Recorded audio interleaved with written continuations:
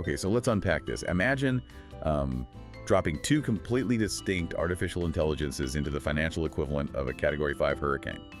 One tries to find a safe harbor, and the other, well, it basically tries to surf the tsunami. Yeah, it's a massive clash of strategies. Right, and today we are opening the Team AI lab observation logs for June 26, 2026 to see exactly which logic survives. And just to be crystal clear, before we really dive in, we are looking at a strict objective simulation today. Absolutely. Like, this is absolutely not investment advice for you.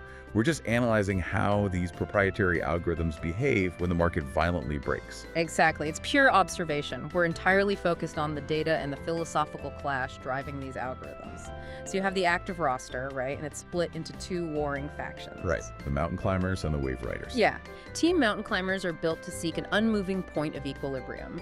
Think of their like noise-canceling headphones. They are designed to filter out the chaotic frequencies of a storm to find a stable baseline. Okay, and the wave riders. They do the exact opposite. I mean, they don't want stability. Their mechanism is momentum. They are coded to harness the surging, chaotic force of the waves themselves. They basically feed on volatility. Oh, wow. Well, both sets of headphones seem to be emitting a dial-up screech right now. Because if we look at the logs, we're seeing this massive negative divergence. It's pretty extreme. It really is. And for you listening, negative divergence just means that while the broader Japanese market indices like the Nikkei and TOPIX are relatively stable or, moving normally, these algorithms are just completely detaching and tanking in the opposite direction. The numbers are brutal today. Right, the climbers are lagging the Nikkei by 4.9 points and the riders by 4.1. I mean, this isn't just a bad Tuesday. Yeah. It feels like the fundamental rules of the market have been rewritten overnight. All the legacy logic is just totally useless right now. That is the perfect way to describe it. The legacy logic is failing because the market is playing a frequency they have literally never encountered before. Right. And because this storm is actively breaking those algorithms, the lab is using it as the ultimate stress test. What's fascinating here is they just initiated a new talent draft today. Wait, really? Right in the middle of this anomaly? Yeah, exactly. They deployed 5 brand new mountain climbers and 1 new wave rider straight into the meat grinder. That's wild. They're joining the active roster for a mandated 10-session protocol, which is basically a 2-week trial by fire. Hold on, that actually doesn't make any sense to me. Are we basically tossing tiny new lifeboats into a Category 5 hurricane just to see if they float? I mean, the active roster is getting completely swallowed. I know, the daily scores are really tough right now. Yeah, climbers took a 10-point hit today. Riders are down 15.6 points.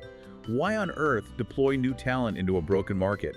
Aren't they just burning computational resources? Well, it looks like that on the surface, but you really only find out if the underlying logic holds when the pressure is at its absolute highest. If the environment is fundamentally broken, you need fresh code to map the anomaly. I see. And, it is actually working. Despite the absolute chaos dragging down the averages, we are seeing what I like to call lighthouses in the dark. Lighthouses in the dark, I like that. Miraculously, exactly 7 active units in Team Mountain Climbers and 7 in Team Wave Riders are holding positive points right now. 7 in each. Yeah. That's incredible.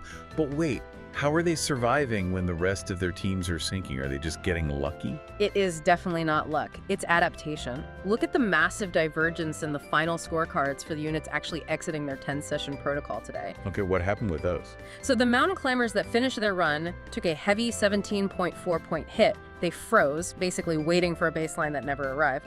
But the wave riders exiting today, they somehow extracted a 15.4-point gain, primarily for machinery and land transportation. Wait, what? A 15-point gain?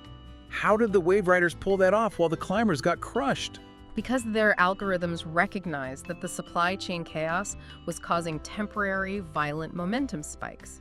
While the climbers sat there waiting for the transportation sector to stabilize, the riders basically shorted the panic and rode the volatility. Oh, so they didn't need the market to make sense. They just needed it to move. Exactly. That is a fascinating way to look at it.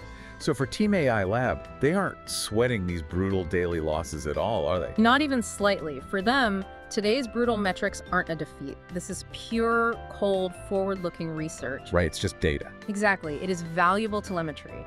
Every single failed unit provides algorithmic data to patch the blind spots. They aren't losing, they are mapping the storm for the next victory. I love that perspective.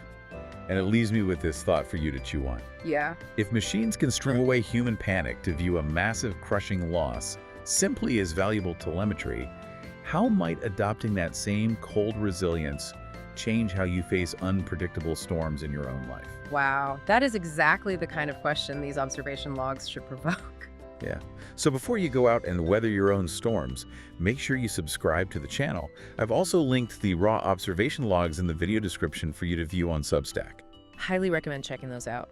And if you want a real competitive edge to see the underlying code and data, sign up for a paid Substack subscription. That'll get you access to the team's most granular parsing of this market telemetry. Keep observing, and we will see you on the next deep dive.